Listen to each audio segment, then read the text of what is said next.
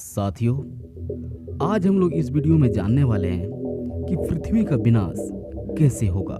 कहा जाता है कि ना तो मृत्यु परले और समस्या स्थिति देखकर आती है और ना ही उनके आने का कोई समय होता है। हम नहीं जानते हैं कि दुनिया कब खत्म होगी या खत्म होगी भी या नहीं, लेकिन भागवत गीता की शिक्षाओं के अनुसार हम निश्चित रूप से यह कह सकते हैं कि जो पैदा होता है उसका एक न एक दिन अंत जरूर होता है। आज के इस वीडियो में हम उन तथ्यों के बारे में बात करेंगे जो पृथ्वी के विनाश का कारण बन सकते हैं। मेरे साथियों, ब्रह्मांड में पृथ्वी का निर्माण लगभग 4.5 अरब वर्ष पूर्व हुआ था। अब तक ज्ञात जानकारी के आधार पर पृथ्वी हमारे सौर मंडल का तीसरा और एकमात्र ऐसा ग्रह है जिस पर जीवन यापन संभव है। वैज्ञानिक के अनुसार पृथ्वी पर जीवन के अस्तित्व को लगभग 3.5 अरब वर्ष हो चुके हैं और तब से लेकर आज तक पृथ्वी ने कई प्राकृतिक और मानवीय आपदाओं का सामना किया है और उन्हीं कारणों से पृथ्वी के अंत की संभावना से इनकार नहीं किया जा सकता। तो आइए एक नज़र डालते हैं उन संभावित तथ्यों पर जो पृथ्वी के अंत की ओर ले जा सकते हैं। तो मेरे दोस्तों, वैज्ञानिकों को डर है कि आने वाले समय में एक्स नाम का कोई ग्रह पृथ्वी के काफी करीब से गुजर जाएगा और अगर इस दौरान यह पृथ्वी से टकरा जाता है तो पृथ्वी को तबाह होने से कोई नहीं बचा सकता। लेकिन कई वैज्ञानिक है जो इस बात से साफ इनकार करते हैं। उनका मानना है कि ब्रह्मांड में कई ऐसे ग्रह और उल्का पिंड है जो कई बार पृथ्वी के पास से होकर गुजरे हैं और उनसे अभी तक कोई खतरा नहीं देखा है। मेरे साथियों, हालांकि 1994 में एक घटना हुई थी जब पृथ्वी के बराबर के 10 से 12 उल्कापिंड बृहस्पति ग्रह से टकरा गए थे और तब वह नज़ारा किसी महाप्रलय से कम नहीं था, जिसके कारण उस ग्रह की आग और विनाशक आज तक शांत नहीं हुआ।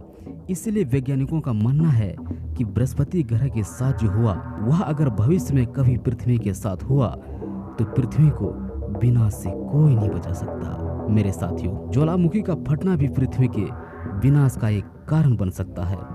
जब ज्वालामुखी फटते हैं तो वे गर्म खतरनाक गैसों, राख, लावा और चविशाल चट्टानें उगल सकते हैं जो विनाशकारी नुकसान का कारण बन सकते हैं।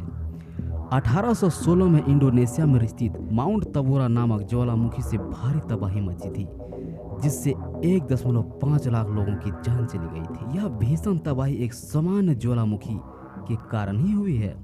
कल्पना कीजिए कि अगर एक सामान्य ज्वालामुखी की बजाय एक सुपर वोल्केनो फट जाए तो पृथ्वी पर विनाश की स्थिति क्या होगी।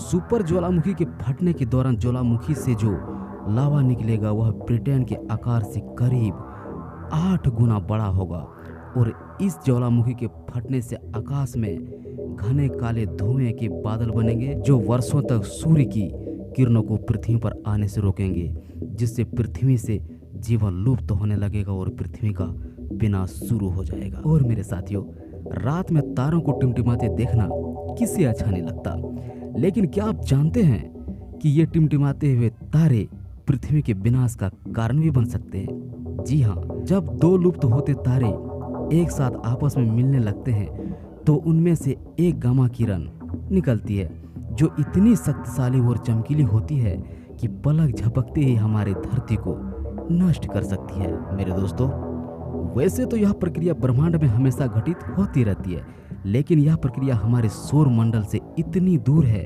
कि इसका हमारी पृथ्वी पर कोई प्रभाव नहीं पड़ता है। इन दो अक्षयकारी तारों के मिलने से इतनी अधिक गामा किरणें निकलती है कि उनकी ऊर्जा हमारे सूर्य से लगभग 10 अरब गुना अधिक होती है। अगर यह प्रक्रिया हमारी पृथ्वी से 1000 प्रकाश वर्ग की दूरी पर घटित होती है तो इस शक्तिशाली किरणों से हमारी पृथ्वी पल भर में नष्ट हो जाएगी। और मेरे दोस्तों, महाभारत में भी कलयुग के अंत में प्रलय का उल्लेख मिलता है।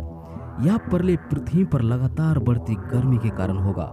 महाभारत महाकाव्य में लिखा है कि कलयुग के अंत में सूर्य का तापमान इतना बढ़ जाएगा कि समुद्र और नदियां सूख जाएगी, धरती पर बारिश पूरी तरह से रुक जाएगी और सूरज की यह भीषण आग धरती को पाताल तक भस्म कर देगी।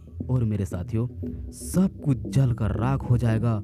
उसके बाद 12 साल तक लगातार बारिश होगी, जिसके परिणाम स्वरूप पूरी पृथ्वी जलमग्न हो जाएगी और धीरे धीरे इस धरती पर फिर से जीवन की शुरुआत होगी। आई होप दोस्तों ये छोटा सा वीडियो आप लोगों को अच्छा लगा होगा। यदि वाकई में अच्छा लगा हो तो हमारे साथ बोलिए जय हिंद।